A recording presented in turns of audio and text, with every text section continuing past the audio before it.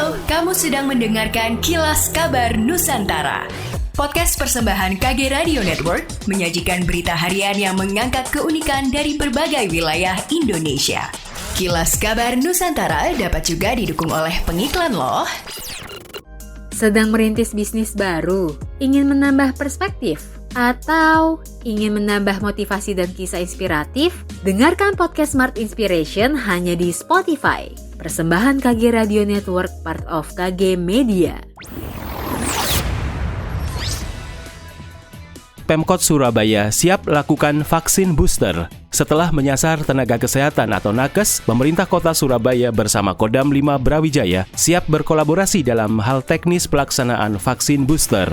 Kepala Dinas Kesehatan Kota Surabaya, Nanik Sukristina, mengatakan bahwa program vaksin booster saat ini masih dilakukan untuk nakes dengan jenis Moderna. Vaksin booster untuk masyarakat umum saat ini belum dilakukan karena masih menunggu surat edaran dari pemerintah pusat untuk waktu dan tahapan pelaksanaan. Pemkot Surabaya bersama instansi terkait juga memastikan pelaksanaan vaksinasi massal bagi anak usia 6 hingga 11 tahun saat ini sudah mencapai 60,26%.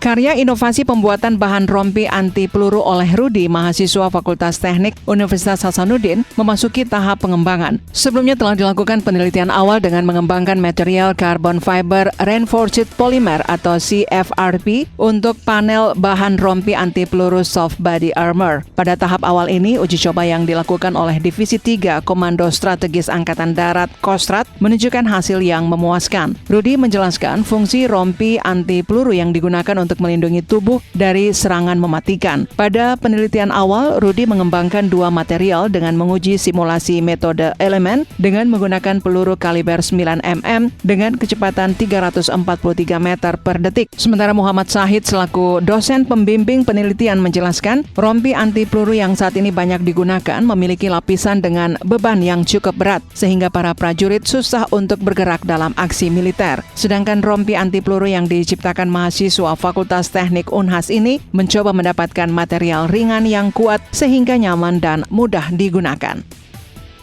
PT Vale Indonesia menerapkan program pertanian sehat ramah lingkungan berkelanjutan PSRLB melalui metode System of Rice Intensification atau SRI organik di sejumlah area pemberdayaan. Salah satunya berlokasi di wilayah Mahalona Raya, Kecamatan Touti, Kabupaten Luwu Timur dengan total lahan seluas 20 hektar. Program tersebut membuahkan hasil. Kelompok Tani Harapan Mulia di Desa Libukan Mandiri melakukan panen raya padi varietes mentik susu yang dibudidayakan di lahan seluas 3 hektar. Musim panen kali ini merupakan yang ke-12 sejak penerapan PSRLB. Adapun rata-rata produksi pada musim ini mencapai 7,8 ton gabah per hektar. Senior Manager Social Development Program SDP PT Vale, Ardian Indra Putra menuturkan, PT Vale konsisten dalam membina dan mendampingi petani di area pemberdayaan selama 7 tahun terakhir. Sementara Koordinator Pendamping KT Harapan Mulia, Ahmad Kariman mengungkapkan, budidaya padi SRI organik tidak hanya meningkatkan kesejahteraan petani, tetapi juga mendorong kemandirian untuk memanfaatkan sumber alami sebagai pupuk dan pestisida. Ahmad menyebut nilai jual padi SRI organik lebih tinggi daripada padi konvensional. Terlebih melalui budidaya ini, pihaknya turut berpartisipasi memperbaiki ekosistem dengan menanam produk makanan sehat yang ramah lingkungan dan tanpa residu kimia.